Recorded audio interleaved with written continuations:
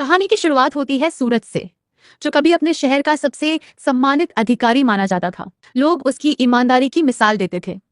लेकिन किस्मत ने ऐसा करवट ली कि एक झूठे आरोप ने उसकी पूरी जिंदगी बदल दी। एक दिन ऑफिस में हुए विवाद के बाद सोशल मीडिया पर कुछ तस्वीरें और वीडियो वायरल हो गए।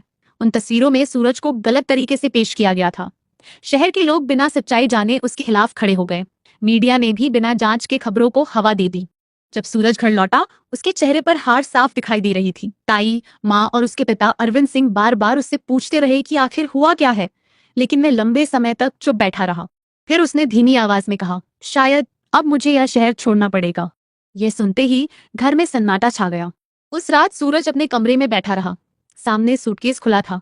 वह अपने कपड़े समेट रहा था, लेकिन असल में वह अपनी यादों को समेट रहा था। हर तस्वीर, हर याद उसे ईशा की तरफ ले जा रही थी। उसके मन में एक ही सवाल घूम रहा था, क्या सचमुच ईशा ने उसका साथ छोड़ दिया? आकाश की चाल इतनी गहरी थी कि सूरज को लगने लगा था कि इस पूरी साजिश में ईशा भी शामिल है। उसे लग रहा था कि जिस लड़की पर उसने सबसे ज्यादा भरोसा किया, उसी ने उसकी पीठ में छुरा घोंपा है। अगली सुबह सूरज बिना किसी शोर शराबे के स्टेशन पहुंच गया। ट्रेन प्लेटफॉर्म पर खड़ी थी। उसने आखिरी बार शहर की तरफ देखा। उसकी आंखों में दर्द था, दिल में गुस्सा था, और सबसे ज्यादा था टूटे हुए भरोसे का बोझ। ट्रेन धीरे धीरे आगे बढ़ गई। उसे नहीं पता था कि उसके जाने के बाद किसी और की जिंदगी भी बिखरने वाली है, क्योंकि जिस समय सूरज शहर छोड़ रहा था, उसी समय ईशा को उसके जाने की खबर मिल चुकी थी, और यह खबर उसकी दुनिया हिला देने वाली थी। सूरज के शहर छोड़ने की खबर सुनते ही ईशा के पैरों तले जमीन खिसक गई। उसे यकीन ही नहीं हो रहा था कि हालात इतने बिगड़ चुके हैं। उसने तुरंत सूरज को फोन लगाया, लेकिन फोन बंद था। उसने बार बार कोशिश की, हर बार वही जवाब। अब उसके दिल में बेचैनी बढ़ने लगी। वह सूरज के घर पहुंची, जहां ताई माँ की आंखें रो रो कर लाल हो चुकी थी। ईशा ने उनसे सूरज के बारे में पूछा। ताई माँ ने सिर्फ इतना कहा, बेटा, अब किसी पर भरोसा नहीं करता। ये सुनकर ईशा टूट गई। उससे समझ नहीं आ रहा था कि आखिर सूरज ने उस पर शक कैसे कर लिया। लेकिन इसी बीच एक और इंसान था जो इस दर्द में अपनी जीत देख रहा था। वह था आकाश। आकाश अपने दोस्तों के साथ बैठा जश्न मना रहा था। वह हंस हंस कर सूरज का मजाक उड़ा रहा था।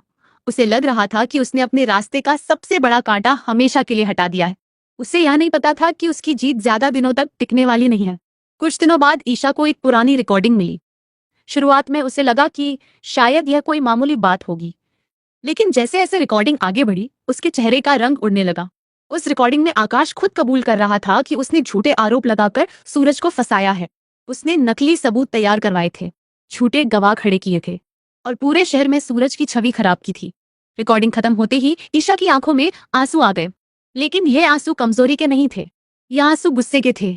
उसे महसूस हुआ कि सूरज ने उसे गलत समझा है, लेकिन उससे भी बड़ा सच ये था कि आकाश ने उनकी पूरी जिंदगी बर्बाद कर दी है।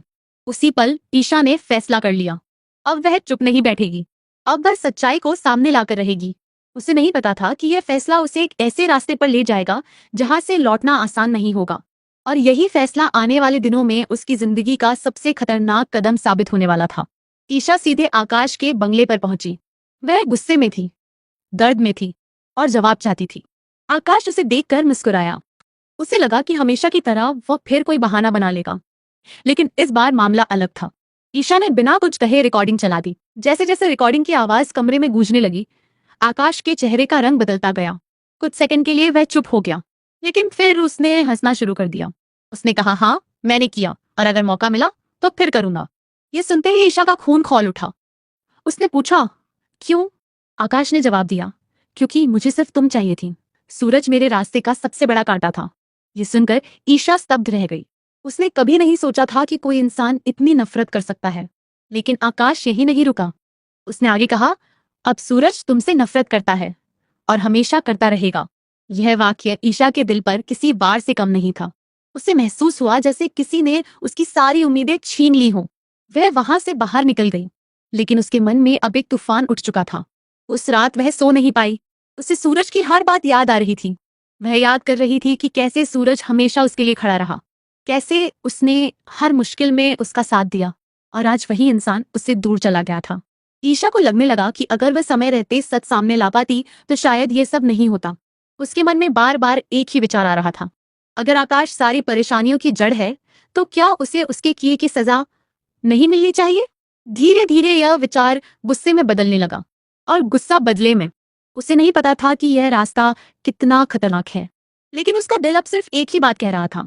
आकाश को उसके कर्मों का हिसाब देना होगा, चाहे इसके लिए उसे खुद कितनी भी बड़ी कीमत क्यों न चुकानी पड़े।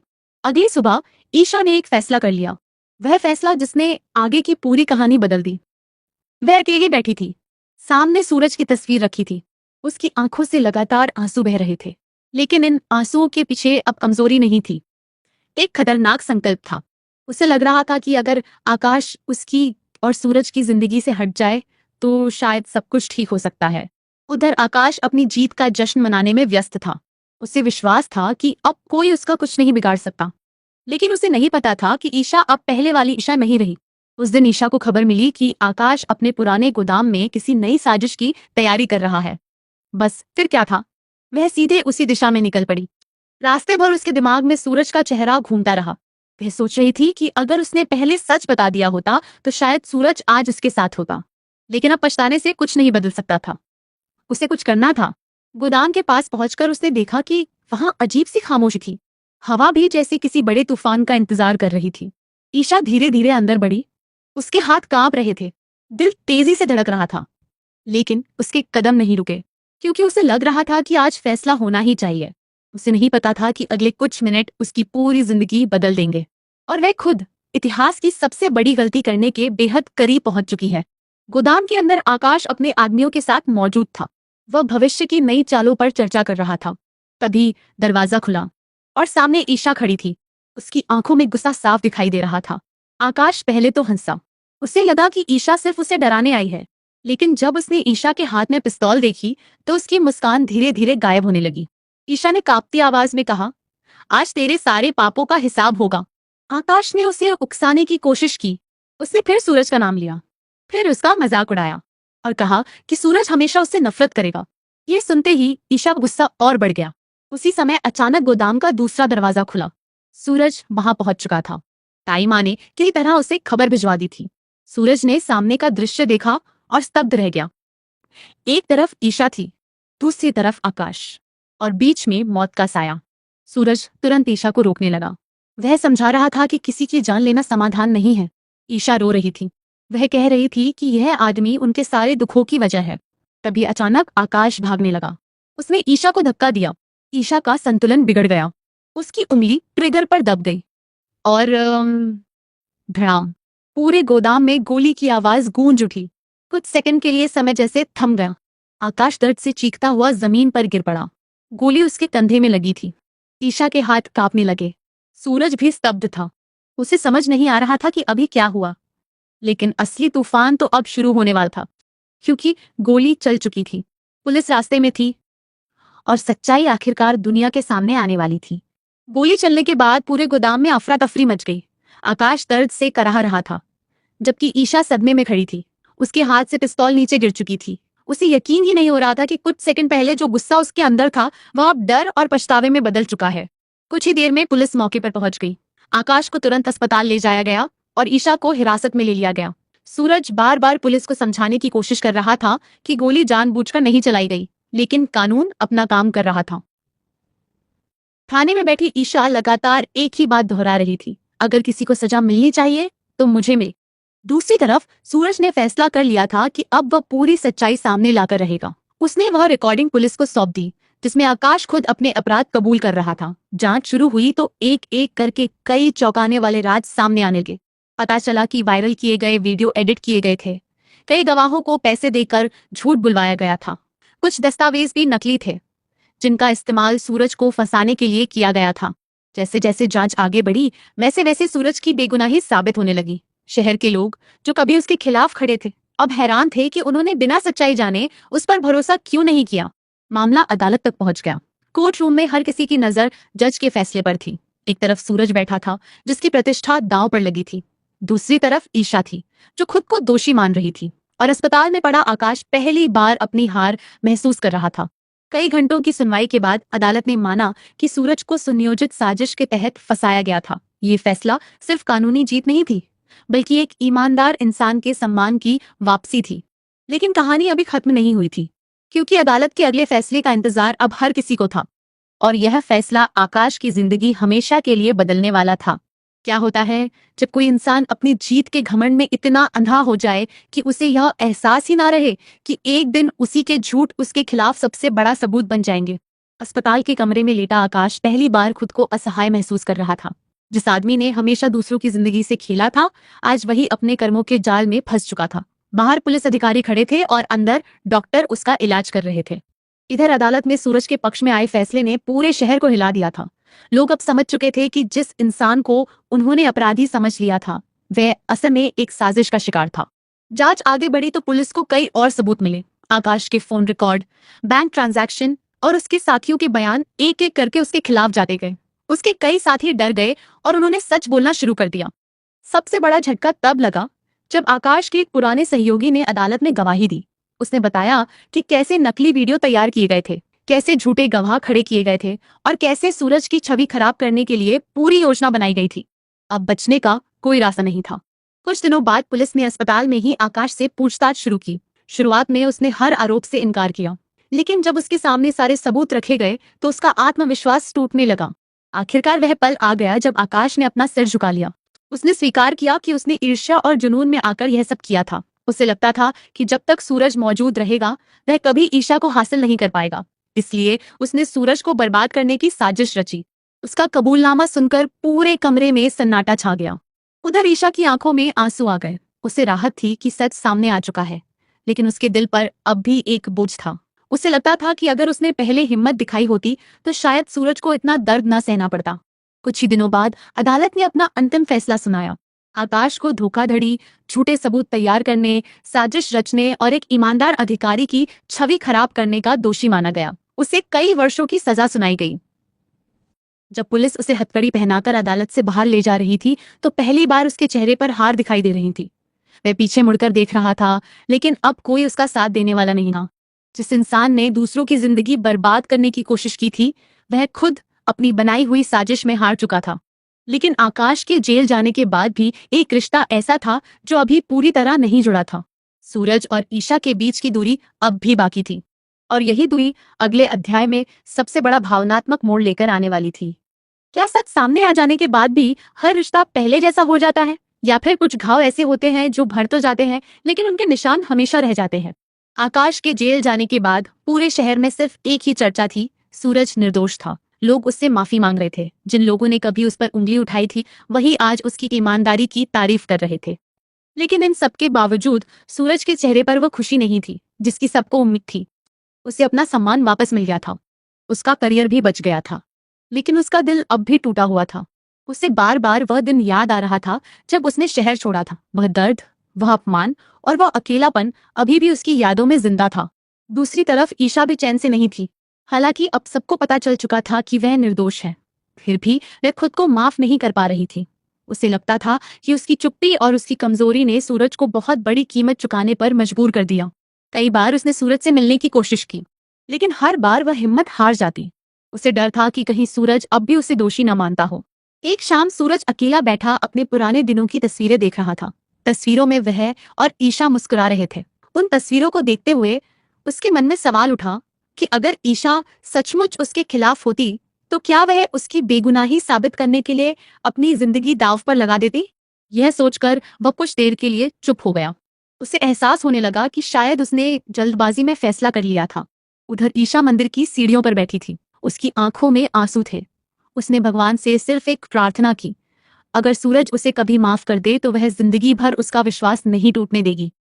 दिन बीतते गए, लेकिन दोनों के बीच की दूरी बनी रही। ताई, माँ ये सब देख रही थी। उन्हें पता था कि दोनों एक दूसरे से प्यार करते हैं, लेकिन अहंकार और दर्द उनके बीच दीवार बन चुके हैं। एक दिन ताई माँ ने सूरज से कहा, बेटा, गलती सिर्फ झूठ बोलने वाले की नहीं होती, कभी कभी सच पर भरोसा न करने वाला भी गलती करता है। ये बात सीधे सूरज के दिल में उतर गई। उस रात वह सो नहीं पाया। वह सोचता रहा कि क्या उसने सचमुच ईशा को बिना पूरी बात जाने दोषी ठहरा दिया था, और अगर ऐसा था तो क्या अब भी सब कुछ ठीक किया जा सकता है? उधर ईशा ने भी एक बड़ा फैसला कर लिया था। उसे लगा कि अगर सूरज उसके दिल की बात नहीं जानता तो उसे खुद जाकर सच कहना होगा। उसे नहीं पता था कि अगला दिन उनकी जिंदगी का सबसे भावुक दिन बनने वाला है। शंकरा लोधी। क्योंकि अब वक्त आ गया था उस मुलाकात का जिसका इंतजार दोनों के दिल बहुत लंबे समय से कर रहे थे। क्या कभी सिर्फ एक मुलाकात सालों का दर्द मिटा सकती है, या फिर कुछ बातें ऐसी होती है जिन्हें कहने में शब्दों से ज्यादा हिम्मत लगती है। अगली सुबह ईशा ने फैसला कर लिया कि अब वह और नहीं भागेगी। चाहे जो भी हो, वह सूरज से मिलकर अपने दिल की हर बात कहेगी। अगर सूरज उसे माफ नहीं भी करेगा तो कम से कम उसे यह सुकून होगा कि उसने सच छिपाया नहीं। उधर सूरज भी पूरी रात सो नहीं पाया था। ताई माँ की बातें उसके दिमाग में बार बार घूम रही थीं। उसे एहसास होने लगा था कि उसने आकाश की चालों के कारण ईशा पर भरोसा खो दिया था। किस्मत भी शायद यही चाहती थी। दोपहर के समय दोनों एक ही जगह पहुंच गए, वह पुराना पार्क जहां कभी उन्होंने अपने भविष्य के सपने देखे थे। ईशा ने जैसे ही सूरज को देखा, उसकी आंखें भर आईं। सूरज भी कुछ पल तक उसे देखता रहा। दोनों के पास कहने को बहुत कुछ था, लेकिन शुरुआत कौन करे ये किसी को समझ नहीं आ रहा था। आखिरकार ईशा ने चुप्पी तोड़ी। उसने कांपती आवाज में कहा, मैंने कभी तुम्हारे साथ धोखा नहीं किया सूरज। मैंने हमेशा तुम्हारा साथ दिया है। अगर मुझसे कोई गलती हुई है तो बस इतनी कि मैं समय रहते सच सामने नहीं ला सकी। ये कहते कहते उसकी आंखों से आंसू बहने लगे। सूरज कुछ देर तक चुप रहा, फिर उसने धीरे से कहा, गलती सिर्फ तुम्हारी नहीं थी। मैंने भी बिना सच्चाई जाने तुम पर शक किया। मुझे तुम पर भरोसा करना चाहिए था। यह सुनते ही ईशा ने सिर झुका लिया। वह जानती थी कि यह शब्द सूरज के लिए आसान नहीं थे। कुछ क्षणों तक दोनों के बीच सिर्फ खामोशी रही, लेकिन यह खामोशी अब दूरी की नहीं, समझ की थी। सूरज ने आगे बढ़कर कहा, जब मैं शहर छोड़कर गया था तब मुझे लगा था कि मैंने सब कुछ खो दिया है, लेकिन अब समझ आया कि सबसे बड़ी गलती मैंने तुम्हें खोकर की थी। ईशा की आंखों में उम्मीद की चमक लौट आई। उसने धीरे से पूछा, क्या तुम मुझे माफ कर सकते हो? सूरज मुस्कुराया, अगर मैं खुद को माफ कर सकता हूँ तो तुम्हें क्यों नहीं? बस इतना सुनना था कि ईशा की आंखों से खुशी के आंसू बह निकले। कई महीनों का दर्द, गलतफहमियां और दूरियां उसी पल जैसे खत्म हो गई। दोनों ने एक दूसरे का हाथ थाम लिया। लेकिन तभी सूरज ने एक और बात कही, ये अंत नहीं है ईशा, हमें फिर से शुरुआत करनी होगी। भरोसा दोबारा बनाना होगा। ईशा ने बिना एक पल गंवाए हामी भर दी। उसे पता था कि प्यार सिर्फ साथ रहने का नाम नहीं, बल्कि हर मुश्किल के बाद भी साथ खड़े रहने का नाम है। और इसी एहसास के साथ उनकी जिंदगी एक नई दिशा में बढ़ने लगी। लेकिन कहानी का आखिरी अध्याय अभी बाकी था। एक ऐसा अध्याय जहां प्यार, विश्वास और न्याय की जीत पूरी तरह साबित होने वाली थी। सूरज और ईशा की मुलाकात के बाद जैसे उनकी जिंदगी का एक नया अध्याय शुरू हो गया था। महीनों से जो गलतफहमियां उनके बीच दीवार बनकर खड़ी थी, वे धीरे धीरे टूटने लगी। दर्द अभी पूरी तरह खत्म नहीं हुआ था, लेकिन अब दोनों के दिलों में उम्मीद लौट आई थी। इधर अदालत के फैसले के बाद सूरज को उसका सम्मान वापस मिल चुका था। उसका डिमोशन रद्द कर दिया गया और उसे उसकी पुरानी पदवी फिर से सौंप दी गई। विभाग के वरिष्ठ अधिकारियों ने सार्वजनिक रूप से उसकी ईमानदारी की सराहना की। जिस शहर ने कभी उस पर शक किया था, वही शहर अब उसके स्वागत के लिए खड़ा था।